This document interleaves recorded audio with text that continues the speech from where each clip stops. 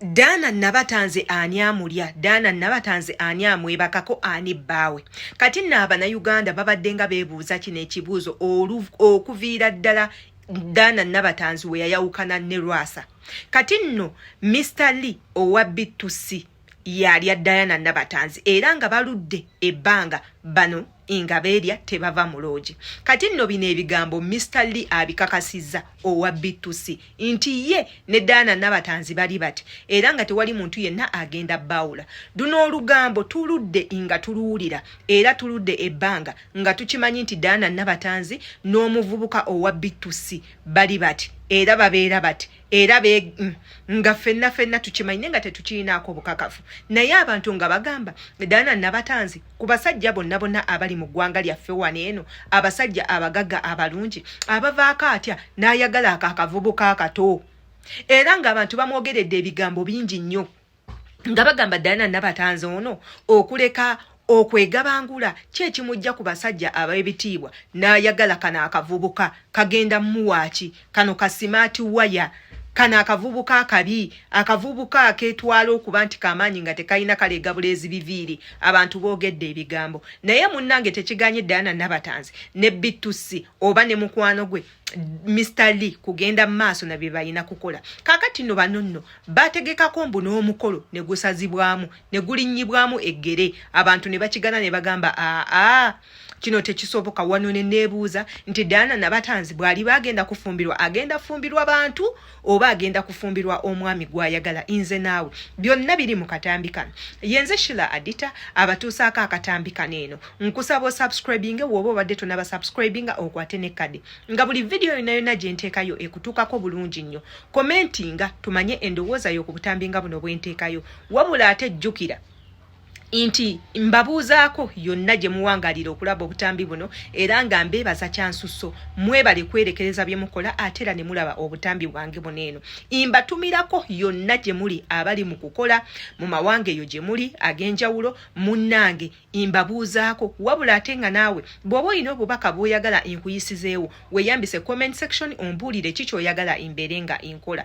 Nga tetunnaba kugenda wala njagala mbatereyo akatambi aka Mr. Lee olunaku lwe yasooka okwogera nti ye mu bulamu bwe bwonna yeegomba Dana Nabatanze era ye mukyala gw'ayinza okubeera naye. Ndowooza ebintu bino kwe bayaviira ddala ku ntandikwa nga mwana mulenzi avuddeyo n'ayogera omukwano omungi ogumuli ku mutima eri Dana Nabatanze. Ate nga kikyo kyekigaana naffe ffenna tulina abantu betwegomba okubeerako nabo n'ogamba ono ne we neebakako naye bwebasi kiba kiwedde. Kati nno ne ku basajja bwe kiri katugendeko mu katambi. No gamba, Diana Nabatanze is your celebrity crush. Yes or no? Nejula chikugambako. Yes or no? Answer yes or no. Nekatika mbuzema chibuzo Bruno. Kuba yesimanywa. Tokoleke. Toba ulibize. Simanyiwa mujja singa kugamba nti mwinako kwasho noso okunyambako mu nfunira. Nzenganya naye mu JDC nja muleta. Nzena cyane ekyo cyantabula tantirabika bulungi nenga bw'okiraba nga bwe twayogerako lulyera Dana kiyogera erinnya lyakyo ndikugambye kolera abantu nawe Mr. Lee wali nawe gendo yogera akama Dana kyekyakutabula akikuleetere cyane bulungi oyo nyakuka kyoyo mulaba lwakwebuzaabuza ne buli ali wano kurashi we mwana Ahada tuli mmoja mwana ndiga kuna ndio mwana tafalo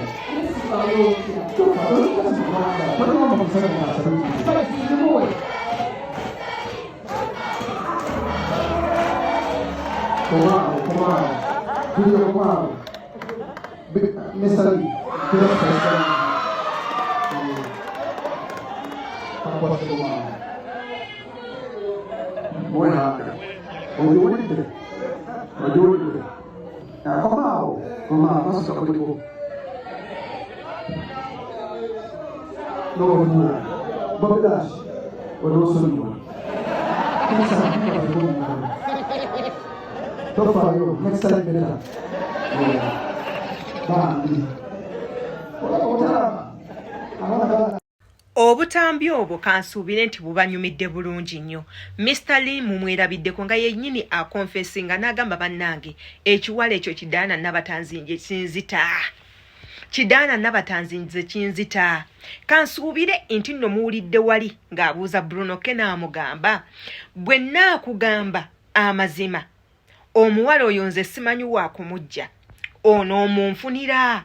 Bruno K n'amugamba tofaayo nze ngenda mukuleetera waali oba nja kutuusa waabeera omulabeko munyumyemukko ebyo nno gye byatandikira.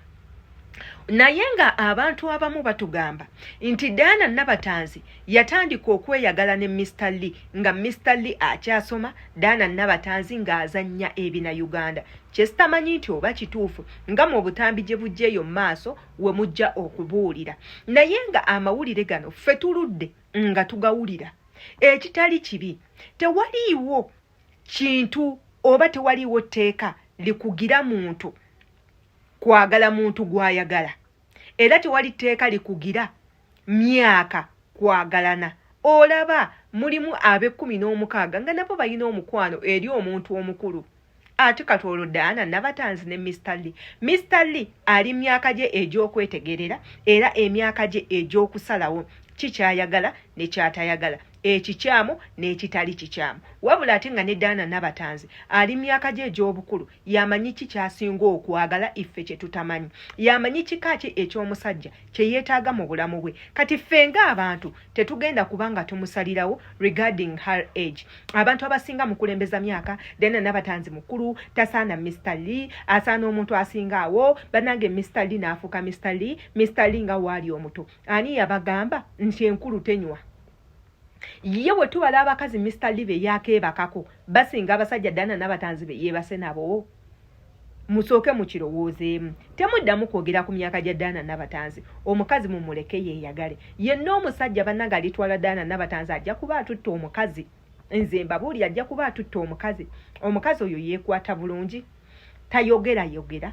Kyokka ng'akola ku mpewo. Toli musanga ng'aleebuukana. Toli musanga ng'awoggana. Diana Nabatanzi yeeyisa kimbejja. Tewali musajja atayagala mukazi ng'oyo. Ng'oggyeko waliwo ekisinga key point esingira ddala obunene nti Diana Nabatanzi mulungi tayinaako kamogo n'aka ku mubiri gwe. Buli musajja ekirooto kye ye mukyala Diana Nabatanzi. Katugereegalanye Diana Nabatanzi ne Juliana Kanyomozi. Nga wolaba nti abasajja beepimiranga nnyo Juliana Kanyomozi paka na buli kati. Ng'ekirooto kyabwe Juliana Kanyomozi katukitwale nti ne Diana Nabatanzi bw'atyo nti ekirooto ky'abasajja abasinga wano mu ggwanga lyaffe kufuna kiwala ekyo. Era ng'omuntu yenna akiyina mu ngalo 5 tomunyooma mulabe edduka okukuuma Diana Nabatanzi nga mulungi bw'atyo ng'awunya bulungi ayambala engoye ez'ebbeeyi n'anyuma alinnya ennyonyi nga bw'ayagala avuga emmotoka nga ya bbeeyi yeesiga ebizigo bya bbeeyi buli kimu ekikyenga kya bbeeyi obeera musajja nnyo. Kubanga abasajja abasinga olaba tebasobola na kulabirira bakazi baabwe tebasobola bagulira yadde akagaati ak'N3,000 yadde ogula akagaati k'N5,000 olwo Diana Nabatanzi mumuleke omukazi anyumirwe. Ffe tetumanyi kigenda mu maaso oba gyemu embuto ze nnyingi oba biki oba emikolo baagisazaamu oba byagaana ebyo byonna ffe tetwagala kumanya. Ekintu eki kye twagala nti Diana Nabatanzi musanyufu afunye omusajja w'ebirooto bye yeeyagala bannange kitumala okuleka ng'oli musezi. Bannange ng'oli mulogo toyagaliza gwalemera ku mukazi n'otandika omuvumanga bw'ayagala obwana obuto. Ate ng'ekisinga ottuluma nti mu baana abatabo b'ogamba baayagala temuliimu muganda wo. Ne mu basajja abakulu be mumulangira okwagala temuliimu kitaawo temuliimu jjajjaawo. Kati awo mbuuza mubeera mufaaki mubanga mufanga ki n'abantu? Bannange muleke abantu beeyagale muleke abantu beenyumirwe muleke abantu beekole bye baagala. Buno obulamu bwa kiseera obubeeramu omulundi gumu. So mu bulamu obwo bw'oba okyabuyina mu ogwo omulundi ogumu bukozese bulungi. Bukozese byonna by'oyagala. Sanyuka, nyumirwa, ddya ky'oyagala, tambula gy'oyagala, kola emikwano. Have your time, have fun. Kubanga buno obulamu tubuyina ogwo. Once we bugenda, that's the end of you. Episode yo ebe ewedde obutaddamu kujjukira. Bannanga abantu mubaleke babeere. Yenze Sheila Adita. katambi kano okawuliddemu ki oba kakunyumidde katya?